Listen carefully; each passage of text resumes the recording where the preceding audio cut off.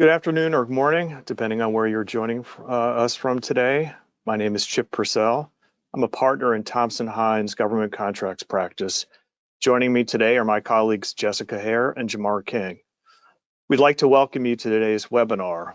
This is the 10th in a series of webinars examining what the shift in presidential power could mean for the country. And today, we will examine what the new administration could mean for government contractors. Before we begin, I have a few housekeeping items. Today's program is being recorded and we will send you a link within the next few days. This presentation is intended for the general information of individuals and organizations on matters of current interest. The thoughts and opinions expressed today are those of the individual panel members only and do not necessarily reflect the opinions of the panel members' clients, employers, affiliates, or Thompson Hine. The content should not be taken as advice, as the views expressed here are for information purposes only. If you have any questions during the webinar, feel free to use the question box located in the control panel on the right side of your screen. We will answer as many of the questions as we can at the end of the webinar. CLE credit for today's webinar is pending. Please be sure to complete the verification of attendance survey. The link to the survey is posted in the chat. We will also paste the link in the chat at the end of the program. I will announce the attendance tracking code at the end of the program. In the handout panel, you can also download a copy of the PowerPoint slides and bios of today's speakers. Again, thank you for your interest. If you have any questions as we go along, please use the question box. So having said that, again, I'm Chip Purcell, a partner in the Thompson Hine government contracts practice, and I appreciate you all being with us here today. As we said, we're going to talk about a number of issues that impact government contractors as a result of the new Trump administration and the changes that they have enacted, or are enacting. So we're going to cover a number of topics today.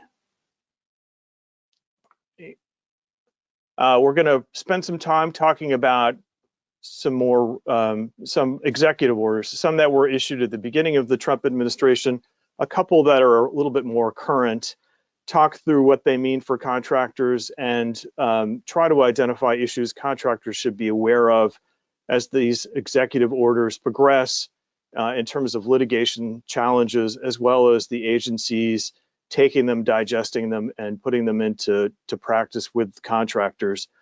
We'll also spend a little time talking about tariffs, focusing on remedies that contractors have when dealing with tariffs that it may impact their performance of contracts that they currently have or potentially could have down the road. Jamar is going to spend some time on contractor remedies for contract performance and administration disruptions.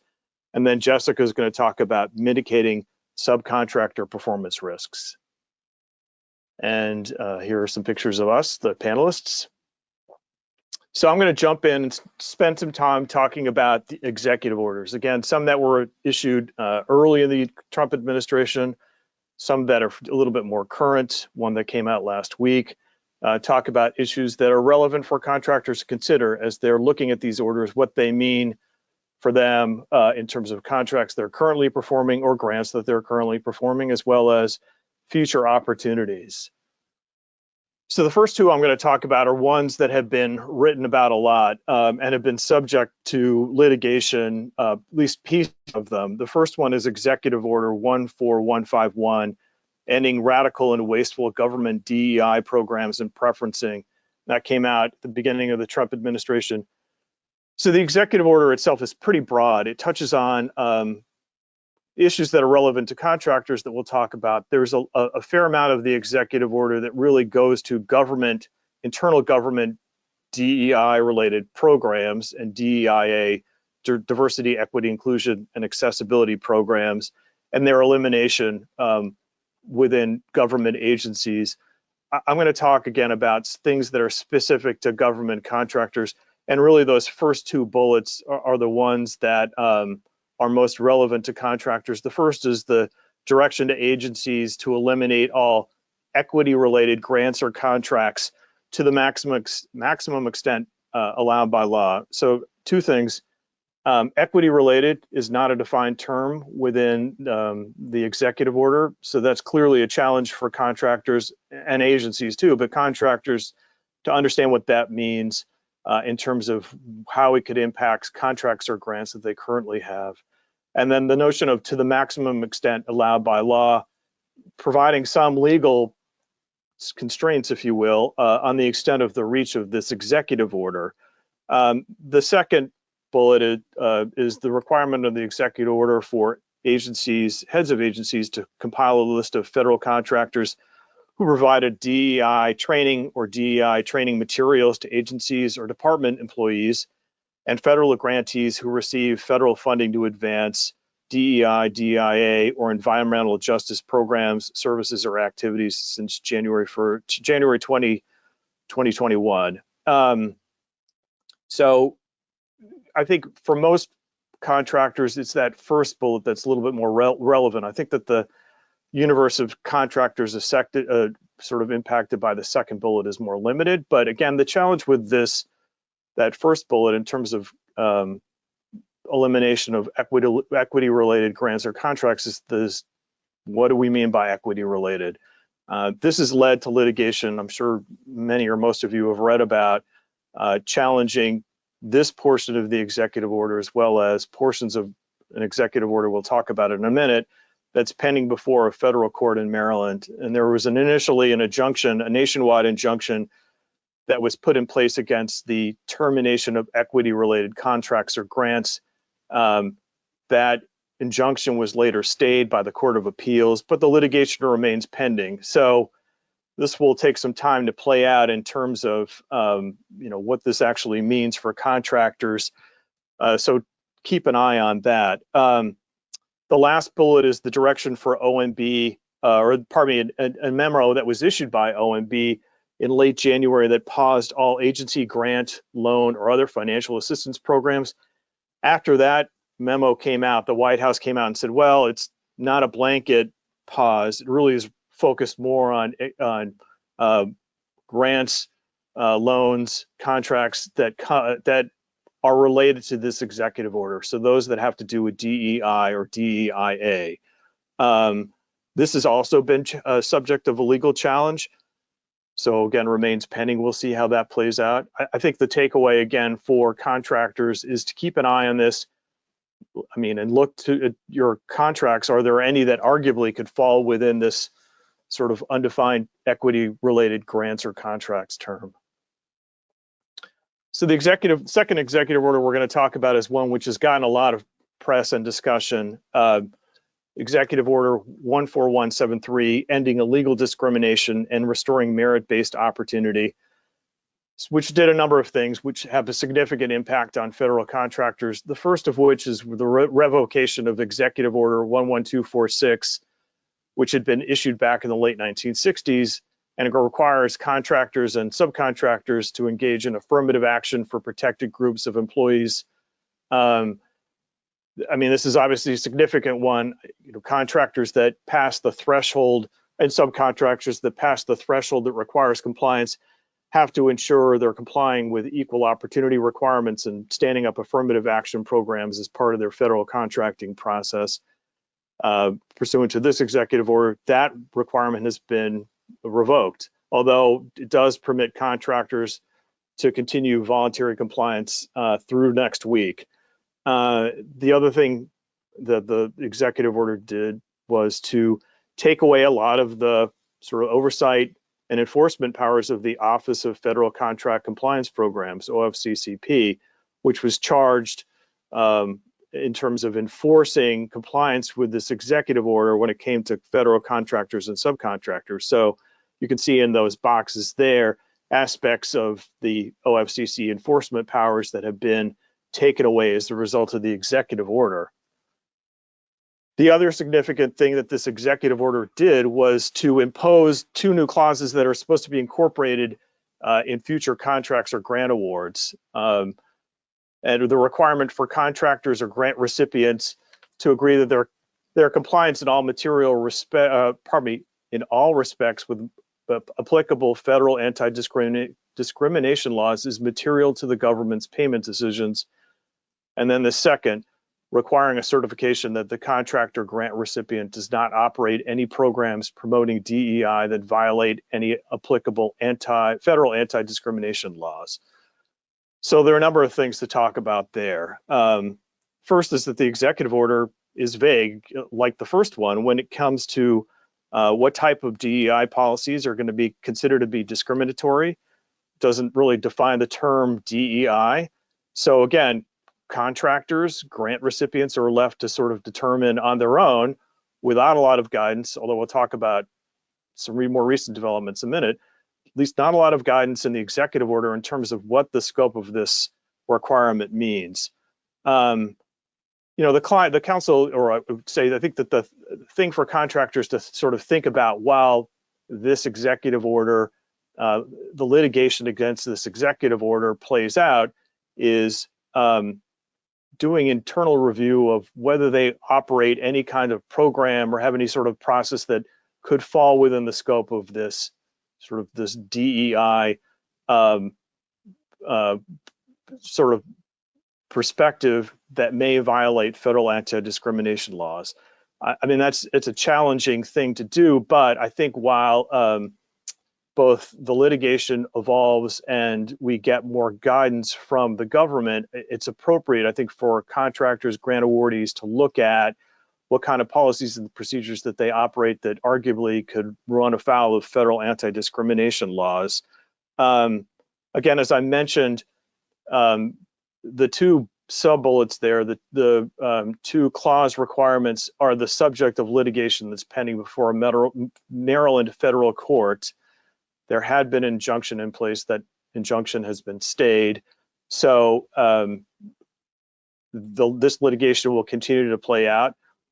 I will say, having talked to clients and heard anecdotally that there has been some effort on the part of agencies and in some cases prime contractors to start to put out clauses that would incorporate these provisions. Some of those have been revoked. So this is a process that's very much in flux right now. I would say that if you see, whether from an agency or a prime contractor, any kind of modification or communication that requires compliance with these, you should talk to counsel to determine what the best path forward is. One more recent development is both the Department of Justice and the Equal Opportunity Commission put out in mid-March guidance that goes to and what they refer to as where they characterize DEI-related discrimination, and it's discrimination that's based on the requirements of Title VII of the Civil Rights Act of 1964, which prohibits employers from discriminating in the hiring, firing, training, or other terms and conditions of employment because of race, color, religion, sex, or national origin.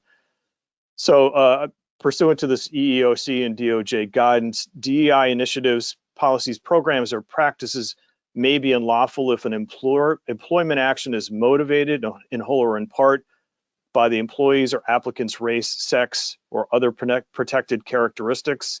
The guidance also says that provides examples of prohibited disparate treatment, which would include access to or exclusion from training, including training characterized as leadership development programs, access to mentoring, sponsorship, or workplace networking or networks, internships, including internships labeled as fellowships or summer associate programs, selections for interviews, including placement or exclusion from a candidate slate or pool, and job duties or work assignments. So that's some guidance that's come out so far that I think contractors and grantees can use when they're sort of looking at this issue of how do we make sure that we're not potentially in violation of this executive order, again, while we're waiting for more specific guidance from agencies. So this next executive order, which came back out in February, is implementing the President's Department of Government Efficiency Cost Efficiency Initiative.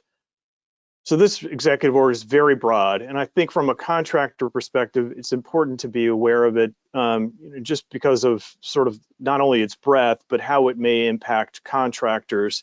and the people, frankly, within the agency who are charged in sort of carrying out these requirements, particularly as we have sort of broad termination of government employees, and the folks who are left are trying to balance all the requirements that they have, including now taking on this requirement. So the executive order directs each agency head, along with a DOJ counterpart, to build what's defined as a centralized technological system within the agency to record every payment issued by the agency pursuant to what are defined as covered contracts and grants. And they also have to provide a brief written justification for each payment submitted by the agency employee who approved it. So covered contracts and grants is defined, and they're defined as discretionary spending through contracts, grants, and loans, but they carve out a number of contracting areas that you can see there that include immigration, law enforcement, military, intelligence, and what are defined as other critical, acute, or emergency spending. So the question, becomes really what's left. It's a fairly broad scope of contracting, but again, the requirement to provide this centralized database for contracts and contract payments. The executive order also directs agency heads in consultation with DOJ to review existing covered contracts and grants, and where appropriate and consistent with applicable law, again, providing that parameter, terminating or modifying those covered contracts and grants to reduce overall or reallocate federal spending to, quote unquote, promote efficiency and advance administration policies. And this is supposed to have been done within a 30-day timeline after the executive order was issued. So that would have been late March. So I think, again, we're all seeing either directly or indirectly in the news the amount of, or the number of contracts and grants that have been terminated by the government. I think that the important point here, and Jamar is going to talk about this in more detail when he talks, is the requirement to do it consistent with applicable law. So if it's a convenience termination, those have to be in good faith. There are processes that come with that allow the contractor to recover for costs associated with the termination. So those remedies are available to contractors. Obviously, one question will be, given everything that government employees have to do, how efficiently they're going to be able to take this responsibility on. And then the last bullet, you can see the executive order requires agency heads with DOJ to conduct a comprehensive review of the agency's contracting policies, procedures, and personnel. We'll talk a little about that as part of the FAR rewrite. I think that there's some overlap there. I'll touch on this executive order briefly. 14240, eliminating waste and saving taxpayer dollars by consolidating procurement. So the real goal here is to try to consolidate within the General Services Administration a lot of the procurement authority and exercise that is currently spread across agencies. So the second bullet requires the GSA administrator to come up with a comprehensive plan to procure what are defined as common goods and services across domestic components of the government, again, where permitted by law.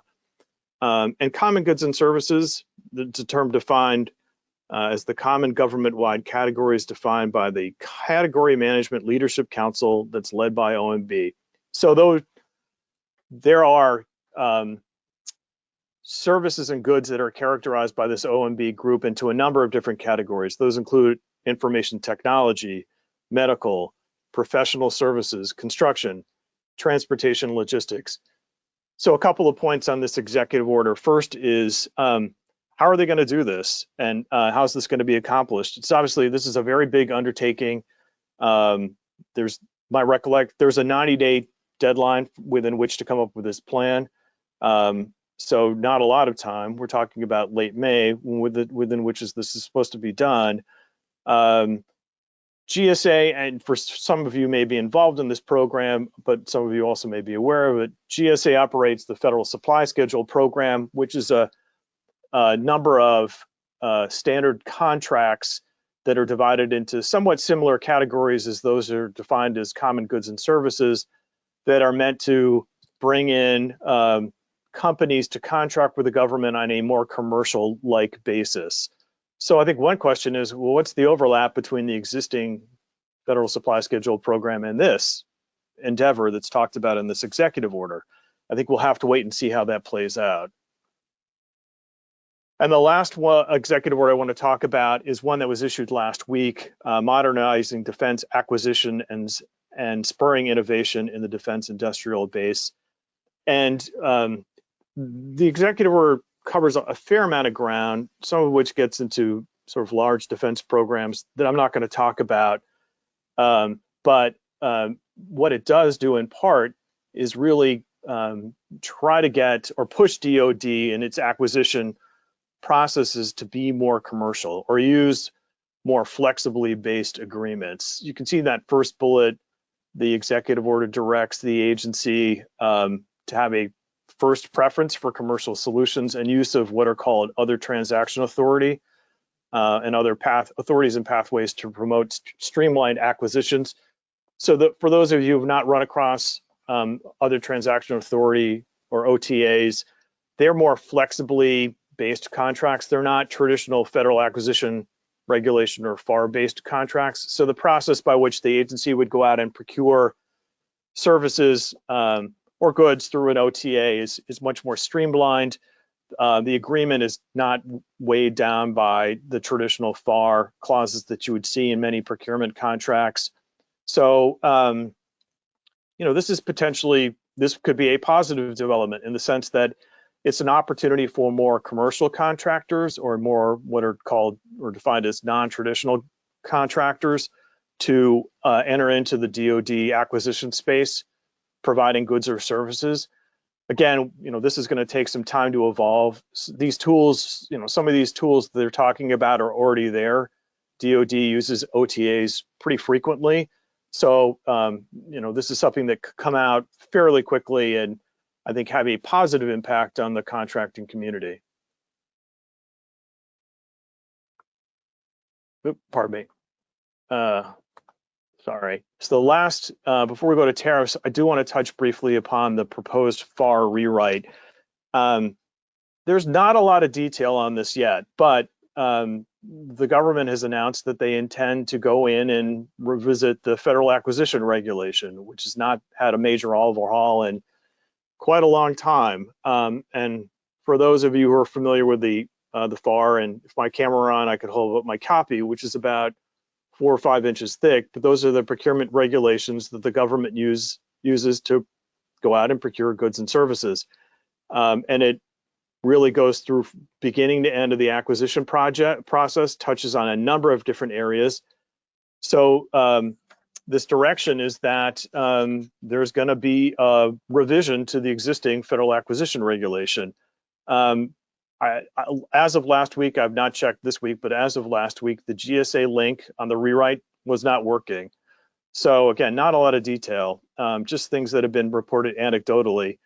There's some speculation that they're not going to add anything new, but they're going to line out texts that aren't either not required by statute, aren't essential to implementation of a statute, or text that's based on executive orders.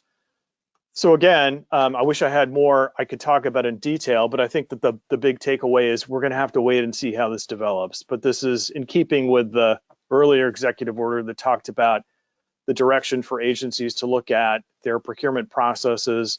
For those of us in the government contract space, the FAR is an important vehicle by which we understand how the procurement process works, what it's going to mean, how do we plan for it.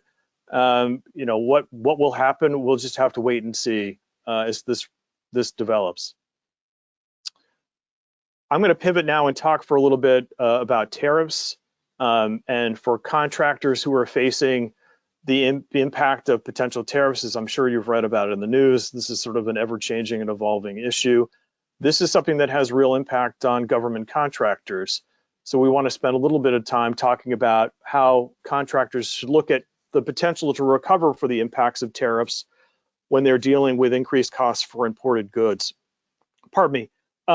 There are a number of different remedies that are available. Many of them, and really the best of them, I think, are based in contract clauses that are going to be embedded in your contracts. So it's important to start with your contract and look at what kind of clauses that might provide some relief are available there. And if they're not, there may be an opportunity to be creative, but I think that the best bet for relief is going to come with these contract clauses. And when we're looking at fixed price contracts, the main vehicle for recovery is that FAR clause 52229-3 federal, state, and local taxes, which allows for an equitable adjustment to the contract price to address impacts for after imposed federal taxes in fixed price contracts. So really the operative words there are after imposed. The contractor, when they seek any kind of equitable relief, has to say or affirm to the government that this is something that was newly imposed, this increased cost in a tax that was not included in the fixed price of the contract. And you can see the bottom of the definition of an after imposed tax. So, for future contracts, there's obviously the issue about the need to plan for and track tariffs that may impact. But for existing contracts that have been performed prior to the imposition of these tariffs, this clause is going to be a main vehicle for potential recovery. So again, these are for relief. You have to seek relief for federal taxes that are imposed or tariffs imposed or increased after the contract date. You can't have been previously accounted for as part of a contingency in the contract price. The clause requires the contractor to provide prompt notice, that's not defined, but prompt notice to the contracting officer of developments that may result in an increase in the contract price. So, I think for contractors looking at this as a potential opportunity for relief, again, it's going to be very fact specific. Is this clause in the contract? What are the kinds of products that are impacted by tariffs? When did the tariffs go into place? Because these tariffs have been there for 1 minute, they've been gone the next. I think that there's going to be the need to do that sort of specific factual analysis in terms of when the goods were procured and when were the tariffs imposed, so you can provide that kind of full narrative to the contracting officer when you're seeking recovery under the clause. In fixed price contracts, the other main clause that could provide a vehicle for relief are economic price adjustment clauses. They're not tariff specific, but they would be an opportunity for the contractor to seek relief for increased costs caused by tariffs. They're not included in every contract. They are included in many contracts, and you can see at the bottom there are a variety. There are 3 different types of standard economic price adjustment clauses that are set forth in the clause, in the FAR, for standard supplies, semi-standard supplies, and labor and material. So it's important to see what clause is in your contract and really look at the clause and how it might apply to the goods that you're procuring that may be subject to tariffs, because the clauses are fairly specific in terms of their application and the process by which the contractor should go about seeking relief. So you can see there at the top that you have to seek relief within 60 days of a change and submit support for any sort of requested price adjustment. And there's a cap on the kind of relief or the amount of relief that you can receive under the clause, 10% of the original contract price. So as opposed to the prior clause, this is one that has more limited relief in terms of what a contractor could recover. And the contractor should ensure that, again, that the particular clause applies to the specifics of the relief that they're seeking.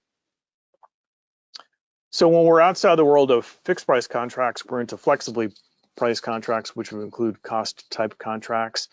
The FAR 52229-3 is not a mandatory clause, but going forward into a world where we may have to live with tariffs for some amount of time, there may be an opportunity to talk to a contracting officer or a procurement official and suggest that this is an appropriate clause given the environment in which we live in, even in a flexibly priced type of contract. May not be able to prevail in that argument, but it might be one worth pursuing. But absent that clause under a cost type contract or a flexibly priced contract, the main avenue for relief would be under the cost principles in Part 31 of the FAR. And you see those two below, which I think are the main ones that are going to govern any kind of discussion about increased costs that you want to pass to the government customer, making sure that they comply with the sort of the three primary requirements when it comes to costs: reasonable, allocable, and consistent with applicable standards, generally accepted cost principles. And then under the taxes clause, or the taxes provision of the cost principles, making sure that increased costs due to a tariff don't run afoul of some of the types of taxes that are called out in the clause as not being allowable. And you can see one example is there's taxes from which an exemption is available to the contractor directly. So again, I think it's important to read and understand the clause's application to the specific facts of your contract and the products or goods that may be subject to a tariff.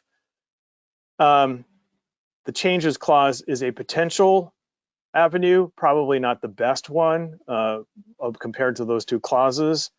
And there's some case law that suggests that an argument that increased costs caused by what would be characterized as a constructive change, not a directed change by the government, but a constructive change that takes place as a result of some government action, may not be successful. So the normal changes clause may not be the best avenue for relief.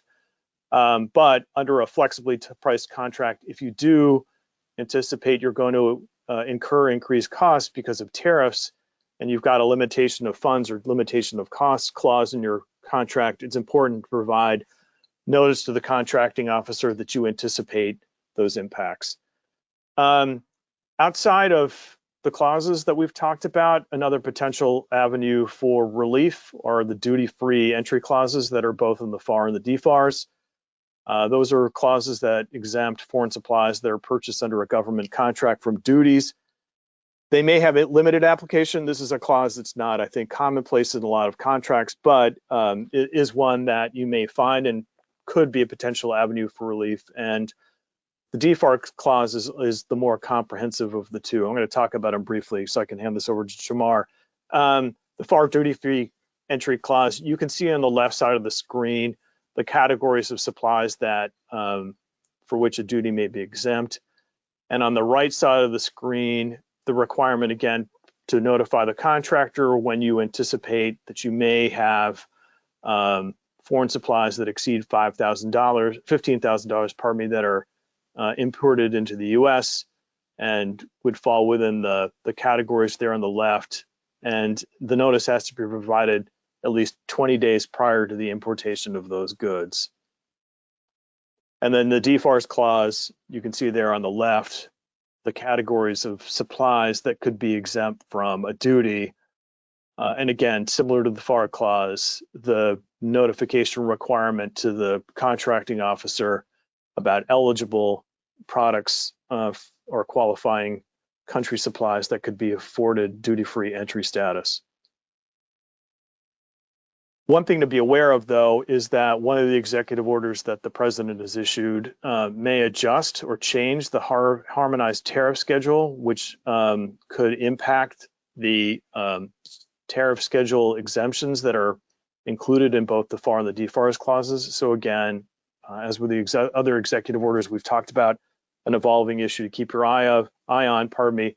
But look, again, look in your contracts. This may be, if the clause is included, an opportunity for you to pursue relief if you're impacted by tariffs. So before I close out, just a couple of points on best practices when it comes to tariffs. Number one, as with all things, read the contract. See what the contract includes in terms of FAR clauses or DFARS clauses or agency FAR supplement clauses that could be vehicles for relief, because those are going to be your best opportunities to recover increased cost. And look at the products you may be importing and what tariffs are they subject to? When do those tariffs in place? So constructing that narrative, so when you go to a contracting official to talk about an equitable adjustment, you've got a story that you can provide that the contracting officer is going to be able to follow. And even if these clauses aren't in the contract, I think my advice is always try to have a dialogue with your contracting official, your contracting officer, to talk about what the impacts are and is there an argument to be made as to why recovery is appropriate. So I'm now going to turn it over to Jamar to talk about contractor remedies. As Chip said, I'm Jamar King. I am a partner. I sit in our Dayton, Ohio office. I am in our business litigation and government contracts practice groups. And I'm going to talk to you all about remedies for some of the contract disruptions we're seeing from the new administration. One of the stated goals of this administration and the primary purposes of DOGE, which I'm sure everyone has heard about, is rooting out fraud, waste, and abuse. And they're using a couple of tools almost exclusively to kind of carry this out. Non-payment of invoices, suspensions and stop work orders, and terminations for convenience. I'm going to give a high-level overview of each of these, talk about some general rights that contractors have when facing one of these, and give a few general tips for responding to each one of these situations. Next slide. First, Chip briefly touched on Executive Order 14222, which is essentially implementing the DOGE cost efficiency initiative. Temporarily prohibits discretionary spending for a wide swath of certain covered contracts until the government or until each agency creates a centralized payment justification and tracking system. What we've seen, and a lot of reports have been made about agencies using this executive order as a justification or to warrant non-payment of invoices that are due and owing, and even when they're undisputed, right? When they're undisputed as to the work performed under the invoice or the amount due under the invoice. And a lot of the reports are that agencies, or in some situations that agencies are just telling contractors, we're not going to pay you, but keep performing. We're working on it. We're trying to figure out when we will be able to pay you, which presumably will be upon the creation of that centralized payment system. And in other situations, agencies have simply told our contractors, file a claim, submit a claim under the Contract Disputes Act, and we'll see what happens there. So there's generally just kind of a lot of uncertainty around this, and not a whole lot of guidance being given to contractors from the agencies. Next slide. So what are the rights of a contractor when a government withholds payment or decides that it's not going to pay an invoice that's due and owing? Most importantly, contractors need to realize that the Prompt Payment Act requires the government to timely remit payment of proper invoices that are due and owing. It's a very, very limited set of circumstances when the government can essentially decide to withhold payment of a proper invoice that everyone agrees is due and owing. And depending on your contract, and again, a lot of this is kind of nuanced depending on the terms of your contract, FAR subpart 32.9 and the clauses at 52.232 govern what constitutes a proper invoice.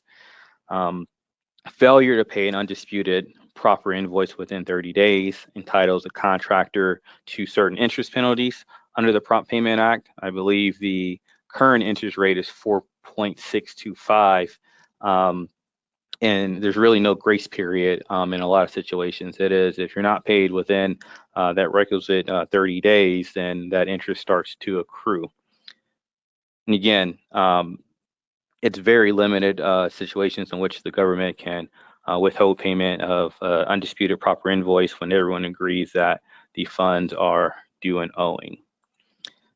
The last bullet point there is if you figure out that government just decides it's not going to pay a proper invoice, it could potentially give you a right to submit a claim for a breach of contract.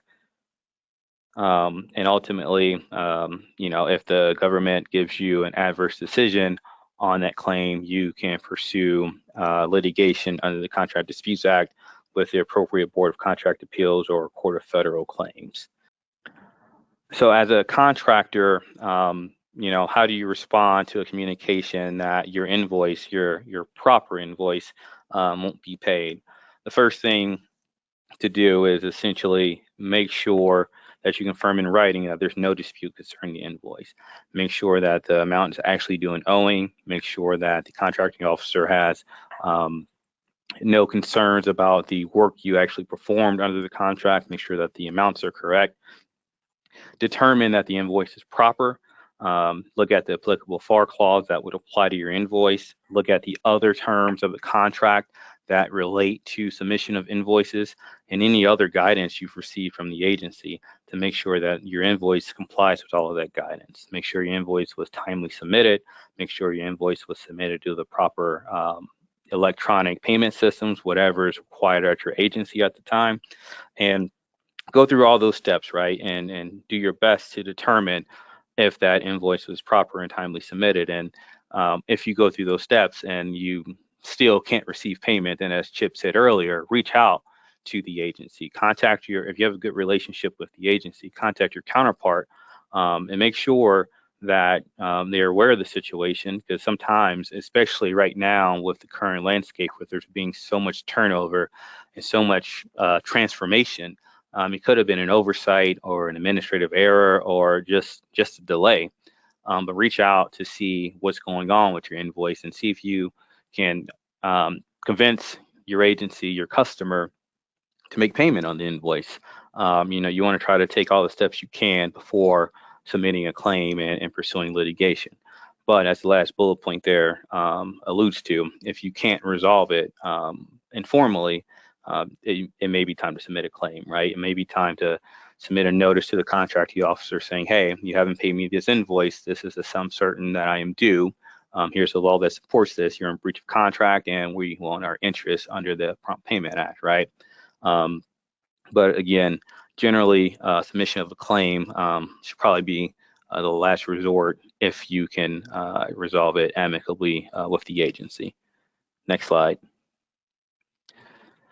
The second set of tools that we are seeing being used by the agencies are suspensions and stop work orders. Essentially, the FAR allows the government to stop or suspend any or all of the performance of a contract at pretty much any time the contracting officer issues a notice in writing. And that can be for almost any reason, as long as the notice is in writing from the contracting officer. And once a work stoppage or a work pause is in place, the contracting officer has the right to further terminate the contract during the pendency of the work stoppage. Suspensions and stop work orders are essentially two sides of the same coin. They both serve the purpose of pausing work on a contract, not necessarily terminating and canceling the contract completely, but just pausing work for a specific period of time. The suspensions governed by FAR Clause 52.242-14. It's generally indefinite. And in contrast, stop work orders governed by FAR 52.242-15. That is a 90-day duration. So that's one of the big differences there. The suspension can be indefinite. The stop work order is supposed to be just a 90-day duration that can be extended upon the agreement of the parties. So essentially, if a contracting officer wants to extend the stop work order, they are supposed to do it with the bilateral agreement. They're not supposed to do it unilaterally.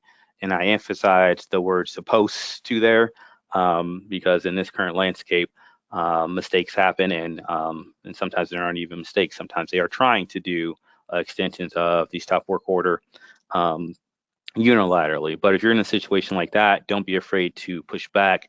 Don't be afraid to reach out to counsel and say like, hey, there's a stop work order in place and they're trying to extend it, but we really don't want to extend it here because you do have the right to push back. Again, the FAR contemplates that extensions of 90-day work stoppage will be bilateral. Next slide. In either situation, it's probably best once you get a notice of a suspension or a stop work order to immediately know that let the contracting officer know that this work stoppage might be a change under the contract because you're going to want to preserve your right to seek any cost related to the imposition of the stop work order or the suspension. So under suspensions, the contracting officer or the contractor Let's notify the contracting officer of any claim for increased costs resulting from the suspension as soon as possible after the suspension is terminated. Under the stop work orders, the contractors must assert a right to an equitable adjustment within 30 days after the stop work order is lifted. And while the FAR kind of provides those guidelines, those timelines for pursuing costs, the best advice here is don't wait, right? As soon as you know that your costs have increased, or as soon as you know that you think you're going to seek a claim or equitable adjustment, put your contracting officer on notice that you're seeking that claim or an equitable adjustment. With the current landscape and there being so many of these suspensions and so many requests for equitable adjustments and probably claims coming down the pike, you don't want to be last in line because you waited to the end of your regulatory deadline to put your agency on notice. And with there being so much turnover, you want to make sure that you get your notices before the agency as soon as possible, because the people that are here today might not be here next week. Next slide. So what should you be considering when you're responding to a suspension or a stop work order? What are your first steps after receiving that notice, right? Again, check your contract language. Always read your contract language. Make sure you understand the directive of the suspension of the stop work order. Not all contracts contain stop work orders or suspension clauses, and we've seen reports of agencies using the wrong clause to invoke this tool. So for example, they may use a suspension clause to try to invoke a stop work order, or vice versa, or they may try to invoke a suspension or stop work order when there's neither of those clauses in the contract at all. And in those situations, you might want to reach out to counsel to see how you can push back, especially if you don't want to pause your work on the contract.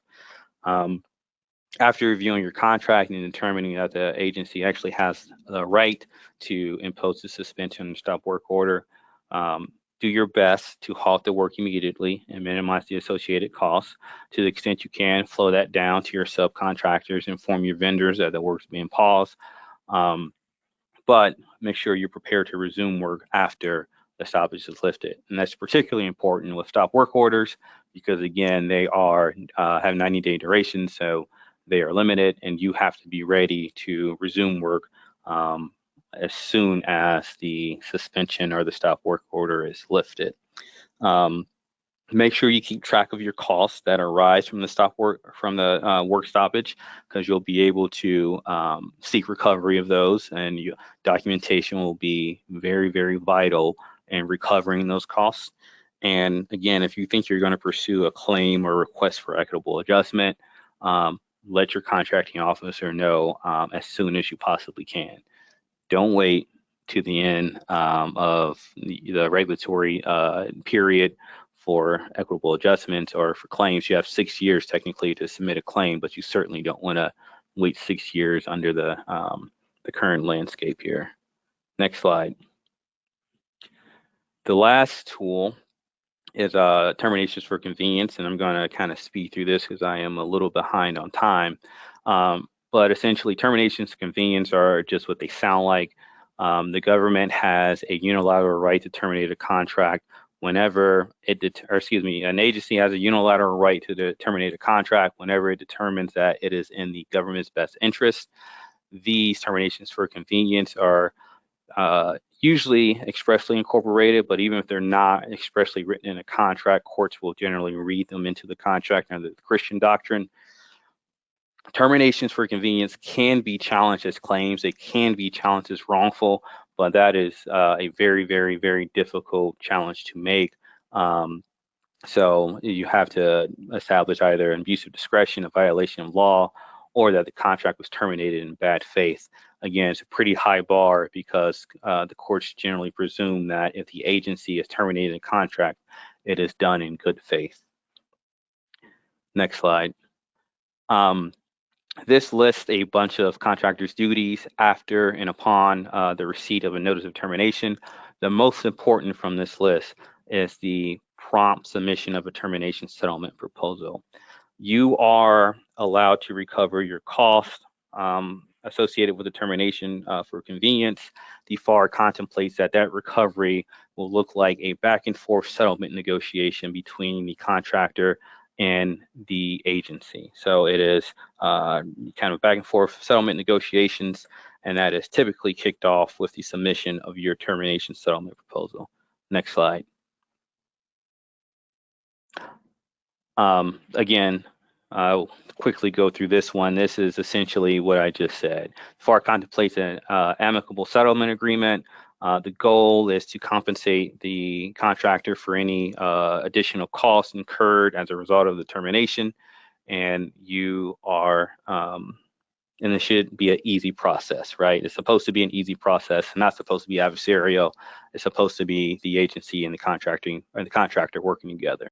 You are essentially allowed to recover your costs, but the actual nuances of which you are allowed to seek under your termination settlement proposal will depend a lot, depending on what type of contract you have, whether it's fixed price, cost reimbursement, time and materials, whether it's for commercial items. The nuances kind of change depending on the type, but generally you're allowed to cover the contract price for the work performed through the date of the termination, or you're allowed to cover costs associated with the termination. And you're allowed to seek any expenses, administrative expenses, legal expenses associated with the preparation of the termination for settlement proposal. And again, contractors have up to a year to submit a TSP, but as I've said several times, don't wait. Submit that TSP as soon as you possibly can. The most important thing here on this slide is if you reach an impasse in the settlement negotiations, you submit your TSP, the agency disagrees with the amount stated in your TSP, and you guys can reach a resolution, you can consider filing an appeal of the agency's determination, and that will look just like a claim before the applicable Board of Contract Appeals, just like a claim. It looked just like a claim under the Contract Disputes Act. So you have that in your back pocket if you're unable to reach an amicable agreement with the agency. And these are just kind of the general best practices for responding to any one of these tools, whether it be a non-payment, a suspension or a work order, or a T for C. The most important thing here to know is be very, very cautious of signing any type of modification or amendment that contains a waiver or broad release language, because you want to make sure that you are able to preserve your right to challenge any of these directives at a later date. And signing a modification or an amendment that releases that right obviously will bar you from challenging that directive. And I think that is it for me. All right. Good afternoon, all. My name is Jessica Hare. I am a partner in the Government Contracts Group out of the DC office. We're going to talk a little bit about some performance risks, specifically with respect to subcontractors. I'm going to fly through this a little bit so we can be respectful of everyone's time, but I'm always happy to respond to any questions or set up follow-up times to talk with anybody if you do have some other questions. Let's go ahead and click to the next slide. There's a couple of different times that you really want to look at this issue. Obviously, at the time of your subcontract formation, key subcontract terms that you want to look at to make sure that you're protecting yourself, also during the performance of work. And then I'm going to touch on, just for a minute or so, kind of the future of the 8A and small business programs and how that may impact subcontracting with respect to any of these larger government contracts. The key takeaway here in all of this is, of course, you want to protect yourself by tracking your costs and doing everything Jamar just talked about in terms of a claim, towards the government, or if you're not being paid from the government. But you also want to make sure that you're not getting stuck between a rock and a hard place where your contract terms and your, the performance of your subcontractors is not marrying up with your requirements towards the government. So let's talk about kind of key subcontract provisions. And this is, this is something you should really be doing anyways. You want to periodically go through your subcontracts, your standard terms that you use, and make sure that you're, they don't need to be revised, edited, tweaked a little bit. Certainly in the upcoming months and over the next year, as we see more executive orders on the FAR rewrite, this is something you're going to be wanting to talk to counsel about repeatedly. And the kind of the biggest thing here is, flow down, right? You need to have that provision in there that The subcontractors are obligated to the prime in the same way that the prime is obligated to the government. This is particularly key with your stop work and suspensions of work and your terminations. And there's a couple of cases on here that I won't get into now, but you really want to make sure that you check out your termination language, your disputes and delay claims, and your notice provisions for any claims that subs may have. Okay, on the performance side, there's really three things that you ought to be doing, kind of every day on any particular project throughout performance. Obviously, monitor the guidance from the funding agencies. Keep a lookout for new executive orders, how they may impact you. Jamar just went through a variety of clauses and provisions that you need to be on the lookout for, and some of them have pretty strict timelines. So it's really important that you're monitoring guidance from each of these funding agencies so that you don't run afoul of any of those, of any of the information that comes out. And then you need to communicate that promptly to your subs.